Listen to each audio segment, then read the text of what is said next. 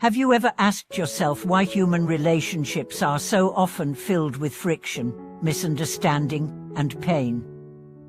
Have you ever wondered why even when we want peace, we still end up in cycles of conflict? Welcome back to the channel. I'm your host, and today we are confronting a truth many of us carry silently: how we, knowingly or unknowingly, keep hurting each other. And more importantly, how letting go of control, expectations, grudges might just be the most radical form of healing we can ever offer ourselves. We live in a society that glorifies confrontation, revenge, and holding people accountable in often cruel, punitive ways. But beneath the surface, what we really long for isn't to win, it's to feel safe, to feel seen, to feel understood. And yet, we create distance instead of closeness. We protect instead of connect. We punish instead of forgive. So the question is why? Why do we make it so hard for others and for ourselves? Why do we keep returning to the same arguments, the same resentments, the same emotional traps? Let's begin with this understanding. Most of our harshness toward others comes from unresolved pain within ourselves. We think we are mad at someone else, but often we are just disappointed with how vulnerable we've allowed ourselves to become. We feel hurt, and instead of feeling it fully, we defend ourselves by going on the attack. We say things we don't mean. We withdraw affection. We manipulate with silence. Not because we are cruel, but because we are scared. Scared of being invisible, of not being good enough, of being abandoned. Conflict is often a cry for connection. And yet, in trying to protect our dignity, we damage the very relationships we crave to save. And now, let's look at the role of ego. Ego tells us we must be right. That letting someone else win is a sign of weakness. That setting down our weapons means we'll lose our value. But the truth is, ego is a frightened child masquerading as a wise king. It yells when it feels small. It criticizes when it feels threatened. It controls when it feels insecure. And most of us don't realize this child is running our lives. Letting go is not about giving up. It's about giving space for others to be different from what we want, and for ourselves to evolve beyond what we've been. Let's talk about expectations. We expect others to behave according to our emotional blueprint. We expect partners to read our minds, friends to always agree, family to never disappoint. But people are not characters in the story we write in our heads. They are complex, flawed, evolving beings just like us. When we let go of how we think people should be, we make room to appreciate who they actually are.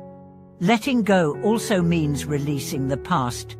We replay old conversations like broken records, hoping that maybe this time we'll win the argument or change the outcome. But the past doesn't change. Only our relationship to it does. Holding on to pain doesn't protect us. It imprisons us.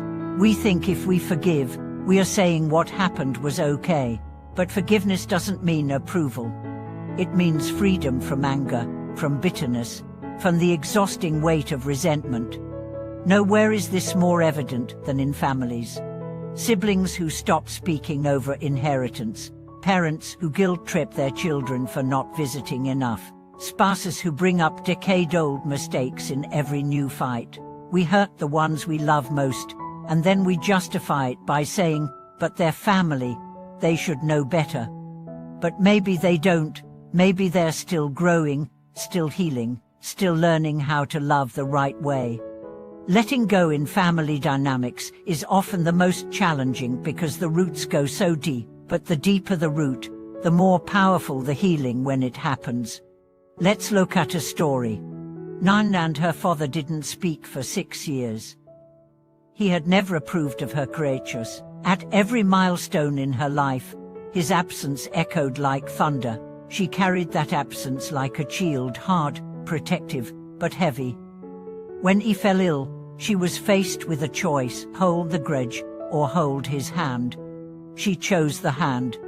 They never had a dramatic reconciliation. No tearful apology, just small, consistent moments of presence.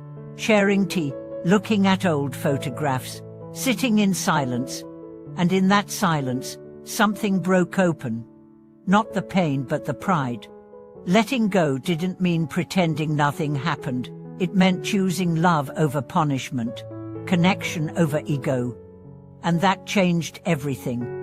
In romantic relationships, letting go often means releasing the version of the person we fell in love with and accepting the person they've become. Growth doesn't always happen together, but respect can remain even when the relationship changes form.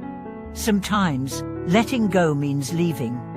Not out of anger, but with grace. Sometimes, it means staying, but shifting how we love, less from need, more from freedom.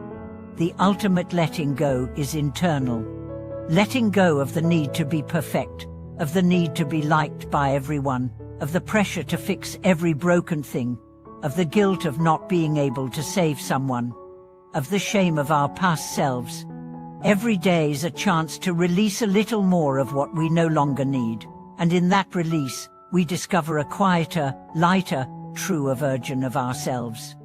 Letting go is not weakness, it's wisdom. It's saying, I trust life more than I trust my fears. It's saying, I choose peace over proving a point. It's saying, I value my inner world more than external validation. And the irony is, when we let go, we often gain exactly what we were grasping so tightly for: peace, clarity, love, joy. You don't have to carry everything.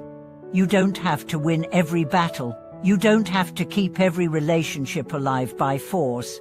Sometimes the most powerful thing you can do is breathe, unclench your fists, and whisper, I at this goal. Thank you for watching this video.